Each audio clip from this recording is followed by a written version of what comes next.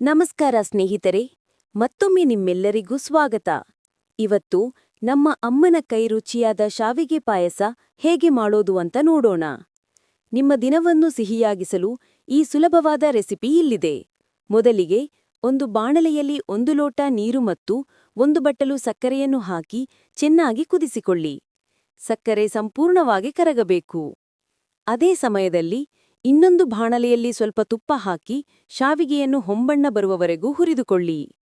ಈಗ ಹುರಿದ ಶಾವಿಗೆಯನ್ನು ಸಕ್ಕರೆ ನೀರಿಗೆ ಸೇರಿಸಿ ಶಾವಿಗೆ ಮೃದುವಾಗುವವರೆಗೆ ಚೆನ್ನಾಗಿ ಕುದಿಸಿ.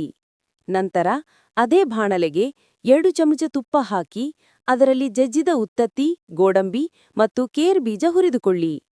ಈಗ ಮೃದುವಾದ ಶಾವಿಗೆ ಪಾಯಸಕ್ಕೆ ಹುರಿದ ಡ್ರೈ ಫ್ರೂಟ್ಸ್ ಹಾಕಿ ಅದಕ್ಕೆ 2 ಬಟ್ಟಲು ಹಾಲು ಸೇರಿಸಿ ಚೆನ್ನಾಗಿ ಮಿಶ್ರಣ ಮಾಡಿ ಕುದಿಯಲು ಬಿಡಿ. ಕೊನೆಯಲ್ಲಿ ಹುರಿದ ಗಸಗಸೆ, 1 ಚಮಚ ಏಲಕ್ಕಿ ಪುಡಿ ಮತ್ತು ಸ್ವಲ್ಪ ಶುಂಠಿ ಪುಡಿಯನ್ನು ಸೇರಿಸಿ ಚೆನ್ನಾಗಿ ಕಲಸಿ. ಅಬ್ಬಾ, ಬಿಸಿ ಬಿಸಿ ಶಾವಿಗೆ ಪಾಯಸ ಸಿದ್ಧ. ಇದನ್ನು ಒಂದು ಬಟ್ಟಲಿನಲ್ಲಿ ಹಾಕಿ ಬಾಯಿ ಚಪ್ಪರಿಸಿಕೊಂಡು ಸವಿಯಿರಿ. ಹಬ್ಬ ಹರಿದಿನಗಳಲ್ಲಿ ತಟ್ಟನೆ ನೆನಪಾಗುವ ಸಿಹಿ ಎಂದರೆ ಶಾವಿಗೆ ಪಾಯಸ. ಇನ್ನು ಏಕೆ ತಡ? ನೀವೂ ಈ ಸುಲಭ ಮತ್ತು ರುಚಿಕರವಾದ ಪಾಯಸವನ್ನು ಮಾಡಿ ನಿಮ್ಮ ಕುಟುಂಬದೊಂದಿಗೆ ಸವಿಯಿರಿ. ಈ ರೆಸಿಪಿ ನಿಮಗೆ ಇಷ್ಟವಾಯಿತು ಎಂದು ಭಾವಿಸುತ್ತೇವೆ. ಇನ್ನಷ್ಟು ಹೊಸ ರೆಸಿಪಿಗಳಿಗಾಗಿ ನಮ್ಮ ಚಾನೆಲ್ಗೆ ಸಬ್ಸ್ಕ್ರೈಬ್ ಮಾಡಲು ಮರೆಯಬೇಡಿ. ಧನ್ಯವಾದಗಳು.